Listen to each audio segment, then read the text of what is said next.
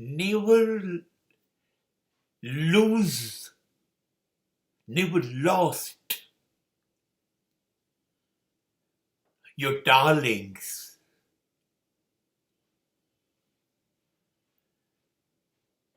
સાચું કહું, જો બહુ નસીબદાર હશો તમે તો જ તમારી પાસે ખૂબ ખૂબ વહાલા માણસોનું ટોળું હશે, યાદીમાં ખૂટશે જ નહીં. હું વહાલા માણસ એને કહું છું જેને તમે બેસુમાર પ્રેમ કરો અને એ લોકો પણ તમારી જોડે એમ જ કરે. પ્રેમ કરવા સિવાય બંનેમાંથી કોઈ પણ પક્ષને કશું આવડતું હોય જ નહીં, સ્વીકારે જ નહીં. બંને વચ્ચે માત્ર વ્યવહાર પ્રેમનો જ હોય. આવા માણસો જે તમને જોઈને પણ રડી પડે ને જોયા વગર પણ રડી પડે, તમારી યાદ આવતા પણ રડે. નહીં, રડવું એ જ બંને પક્ષનો પ્રેમ ધર્મ બની જાય. ખરેખર નથી મળતા.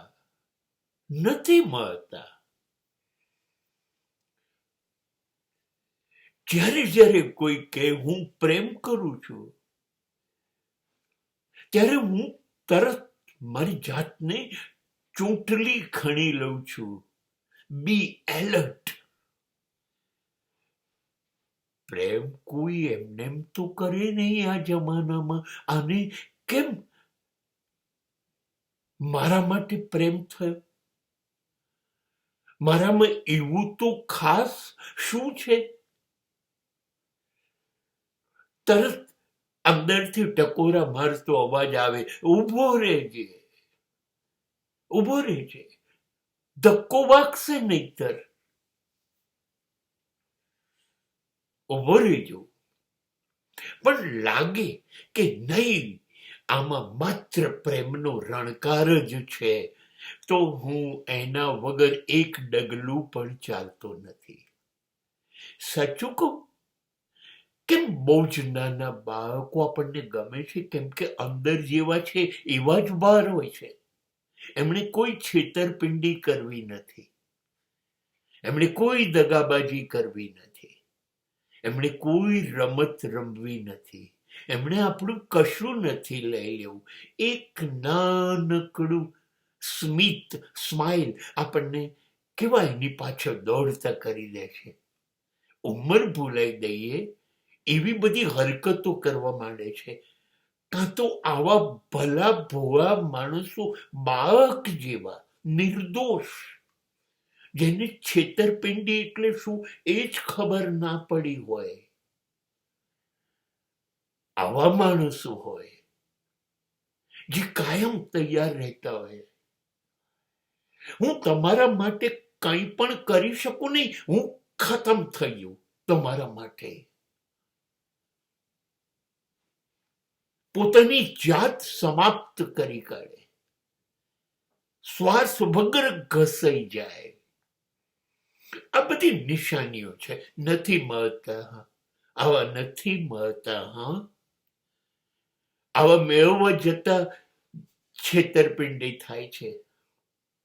પણ જો મળી જાય તો છોડતા નહીં. ચોંટી પડો આવા લોકોને. એને જવા ન દો જિંદગીમાંથી. ને આવા લોકો જ્યારે જિંદગીમાંથી જતા રહે છે ને, ત્યારે જિંદગીનું સૌથી મોટું નુકસાન તો શું કહું, જિંદગી જ નથી રહેતી. હા, બને ત્યાં સુધી તો આવા લોકો બહુ નજીકમાં હોય છે. માં સૌથી પહેલી, બાપ, ભાઈ બહેનો, દીકરી. અરે બાપરે, આ બધા નામ એ જ પ્રેમ સ્વરૂપા છે. હા, પહેલા તો આ લોકો જોડે જ જીવતા શીખી લઈએ ને તો સાચું કહું છું. પછી આપણી એક આખી જાતિ ઊભી થઈ જાય, આપણો સમાજ, આવા જ માણસો પછી આપણી જોડે આવે. બસ એની જોડે જે કંઈ શ્વાસ ઈશ્વરે આપ્યા હોય બક્ષિસમાં એ જીવી લઈએ. એ જ આપણું નસીબ. અને જો આમાંથી કોઈ ખોવાય, એ કમનસીબ.